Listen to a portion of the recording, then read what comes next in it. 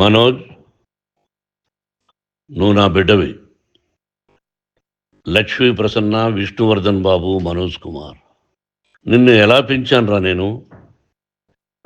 అందరికంటే నిన్నే గారాభంగా పెంచానురా. నీకే ఎక్కువ ఖర్చు పెట్టి చదివించాలని ప్రయత్నం చేశానురా. నువ్వు ఏది అడిగినా నేను నీకు ఇచ్చానురా. కానీ ఈ రోజున నువ్వు చేస్తున్న పని బిడ్డల గుండెల మీద తంతారంటారే, అలా తన్నావురా.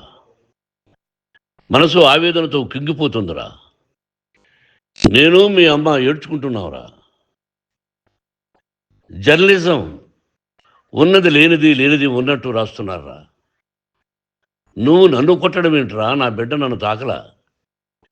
ఇద్దరం ఘర్షణ పడ్డాం కొన్ని కారణాల వల్ల. ప్రతి ఫ్యామిలీలోనూ ఉంటాయిరా ఇవి. లేనివాడు ఎవరైనా ఉంటే ప్రపంచంలో ఒకరున్నారేమో, 1% ఉంటుందేమో. అటువంటి వాళ్ళ ఇంటికి వెళ్ళి కాళ్ళు గడిగి నిద్ర పూసుకోవచ్చు. భారత భాగవత రామాయణాలు చూసావు కదరా. ఏమిటిది? మీ అమ్మ ఎంత కుమిలిపోతుంది ఈ రోజున హాస్పిటల్ చేరింది. నీ వల్ల హాస్పిటల్ చేరుతాను. చూడు మనోజ్, నీకు అన్నీ ఇచ్చిన ఈ రోజున నువ్వు నా గుండెల మీద తనడమే కాకుండా అపకీర్తి తీసుకొచ్చావు. ఏదేదో రాశావు, ఏదేదో చెప్తున్నావు. కొంతమంది జర్నలిస్టులు ఉన్నది లేనిది, లేనిది ఉన్నట్టు రాసేవాళ్ళ తత్వం వాళ్ళకి. ఎందుకంటే టీఆర్పీ పెరగాలి. ఇది వాళ్ళ నైజం. మనం మార్చలేము. వాళ్ళందరి మీద మన కోర్టుకు వెళ్ళలేము. వాక్ స్వాతంత్రం అంటారు, ప్రజాస్వామ్యం అంటారు. ప్రజాస్వామ్యంలో కూడా కొన్ని హద్దులు ఉన్నాయి. ఇది నీకు తెలుసు అనుకున్నా. ఎంత మంచి నటుడివి నువ్వు. నీ భార్య మాటలు విని తాగుడుకు అలవాటు పడిపోయావు. వింటున్నావా మనోజ్? ఎవరిని నమ్మాలో ఎవరిని నమ్మకూడదో పరిస్థితి తీసుకొచ్చావు.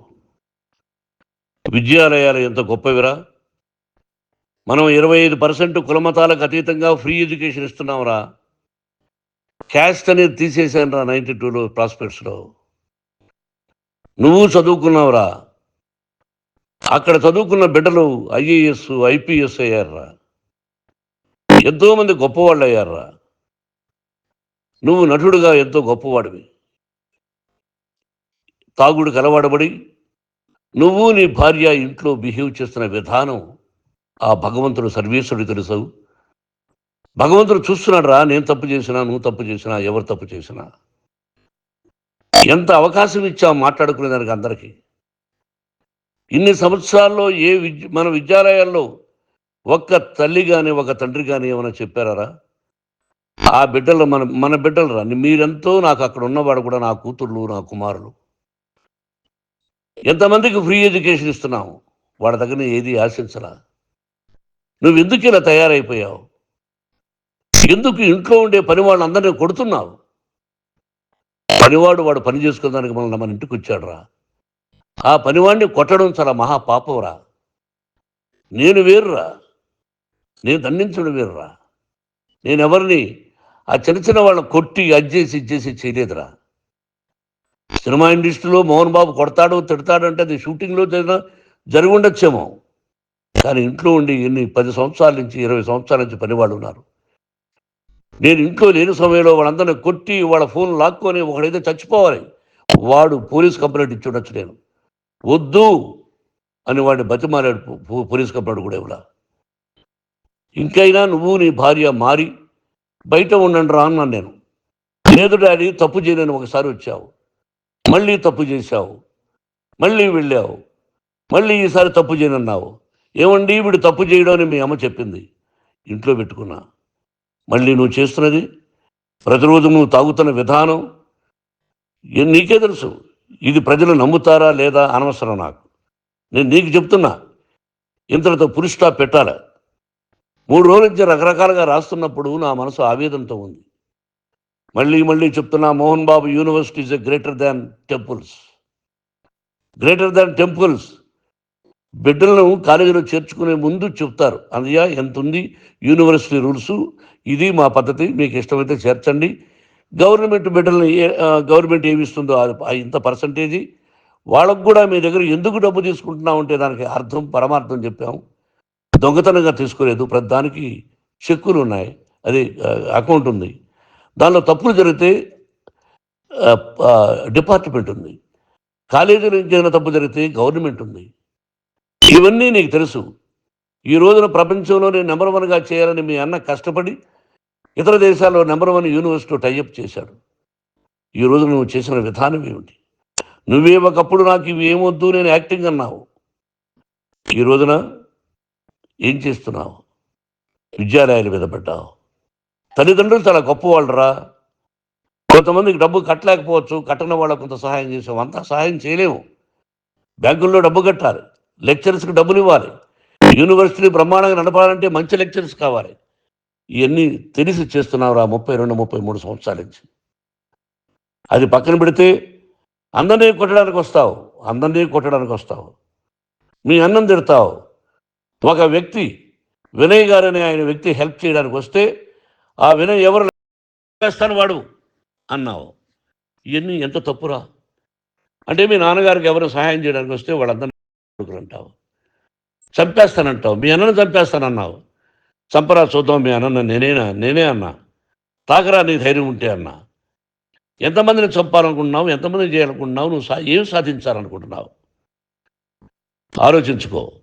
ఈ ఇంట్లోకి అడుగు పెట్టడానికి నీకు అధికారం లేదు. ఇది నా కష్టార్జితం.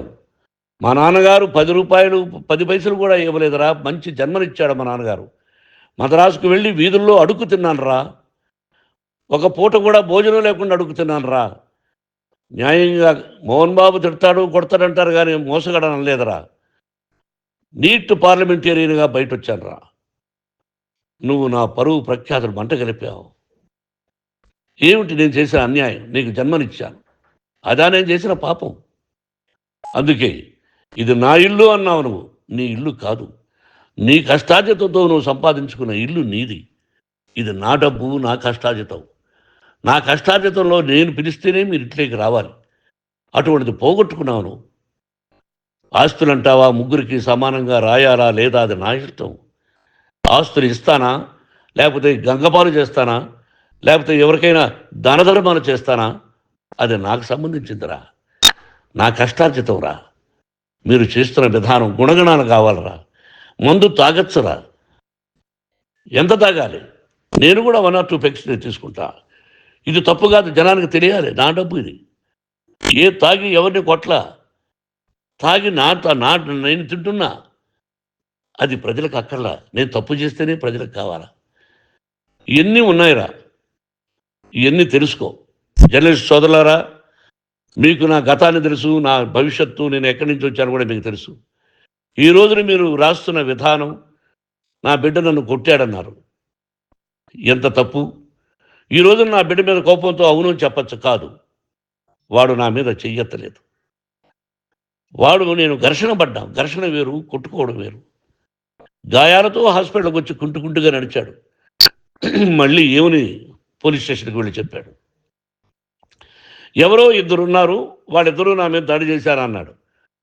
నా ఇంట్లో పనిచేస్తున్న వ్యక్తుల గురించి పోలీస్ స్టేషన్కి వెళ్ళి చెప్పవలసిన అవసరం అతనికి లేదు, హక్కు లేదు. పోలీస్ డిపార్ట్మెంట్ కూడా తెలుసుకోవాల్సిన విషయం.